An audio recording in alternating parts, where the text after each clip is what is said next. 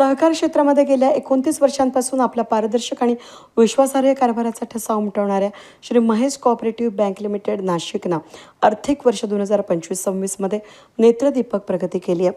बँकेचा नफा गेल्या वर्षीच्या 2,16,00,000वरून आता 3,08,00,000पर्यंत पोहोचला असून बँकेनं आपला अवर्गाची परंपरा आणि RBIच्या नियमांचं काटेकोर पालन करत शून्य पेनल्टीचा रेकॉर्ड कायम राखला आहे. दरम्यान बँकेनं सर्वसामान्यांसाठी 9% आकर्षक व्याजदरानं कर्ज योजना उपलब्ध करून दिल्या आहेत. यामध्ये गृहवाहन, सोने तारण आणि लघु उद्योगांसाठी विशेष सवलती आहेत.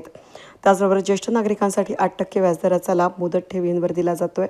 आधुनिकतेची कास धरत बँकेनं मोबाईल बँकिंग, UPI आणि सुरक्षित डिजिटल व्यवहारांची सुविधा सर्व ग्राहकांना उपलब्ध करून दिली आहे. शासनाच्या विविध योजना देखील बँकेकडून राबवल्या जात आहेत. दरम्यान श्री महेश कोऑपरेटिव्ह बँकेला एकदा भेट देण्याचं आवाहन संचालकांच्या वतीनं करण्यात आलं आहे. बँकेच्या मुख्य कार्यालयामध्ये गुरुवारी आयोजित पत्रकार परिषदेमध्ये या आर्थिक यशाची माहिती देण्यात आली. यावेळी बँकेचे अध्यक्ष CA विष्णुकांत मंत्री यांनी वेद न्यूजशी संवाद साधताना बँकेच्या आगामी वाटचालीवर प्रकाश टाकला.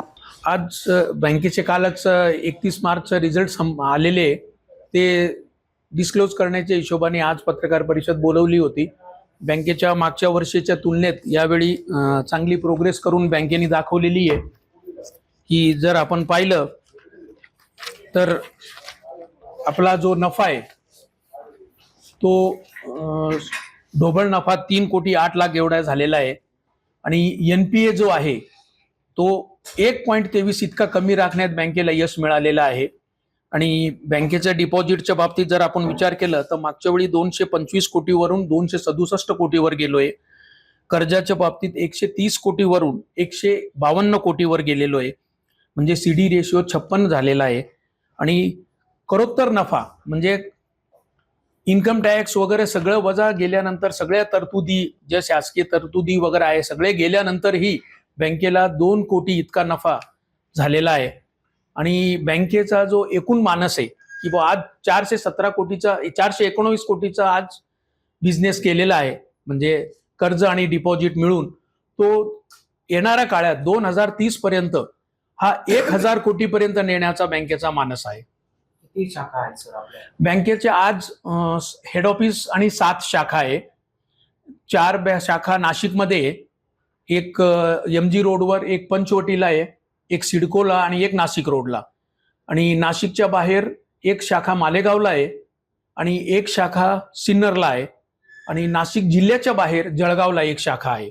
भविष्यात या कमिंग काळात एक शाखा अजून उघडण्याचं आणि नवीन धोरणात्मक निर्णय घेऊन बँकेचा व्यवसाय वाढण्याचा प्रयत्न करणार आहोत. बँकेकडनं काय योजना राबवल्या जातात नागरिकांसाठी? काही आज जर पाहिलं तर डिपॉझिट वगैरे जो आहे तो बऱ्यापैकी कॉम्पिटेटिव्ह रेटनी आहे. म्हणजे सिनियर सिटीजनला 8% पर्यंत डिपॉझिट देतोय. म्हणजे आज सिनियर सिटीजन जसं आता यंग जनरेशन म्युच्युअल फंड वगैरे शेअर्स इकडे तिकडे वळला आहे, परंतु त्या बाबतीत सिनियर सिटीजन नाहीये. तर सिनियर सिटीजनलाही त्यांचं उत्पन्न मिळावं या हिशोबाने 8% इतका व्याजदर देतोय. आणि कर्जासाठी पण कॉम्पिटेटिव्ह रेट ठेवून जसं हाऊसिंग लोन 9%, व्हेकल लोन 9%, शैक्षणिक कर्ज 10%, गोडाऊन लोन 10%, म्हणजे कॉम्पिटेटिव्ह रेटनी म्हणजे व्यवसायालाही चालना मिळावं.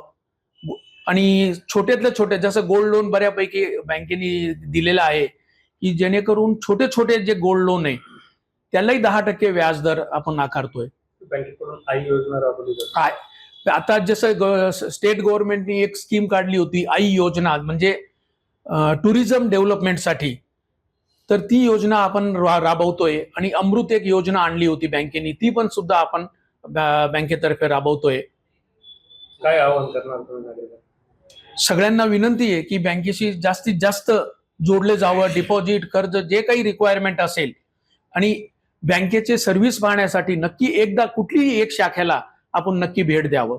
यावेळी बँकेचे संस्थापक अध्यक्ष CA अशोक झवर, अध्यक्ष CA विष्णुकांत मंत्री, उपाध्यक्ष CA सचिन झवर, मानद कार्यकारी संचालक बालकी संधूत, जनसंपर्क संचालक देवेंद्र भुतडा यांच्यासह बँकेचे सर्व संचालक मंडळ उपस्थित होते. वेद न्यूजसाठी प्रतिनिधी कमलाकर तिवडे, नाशिक.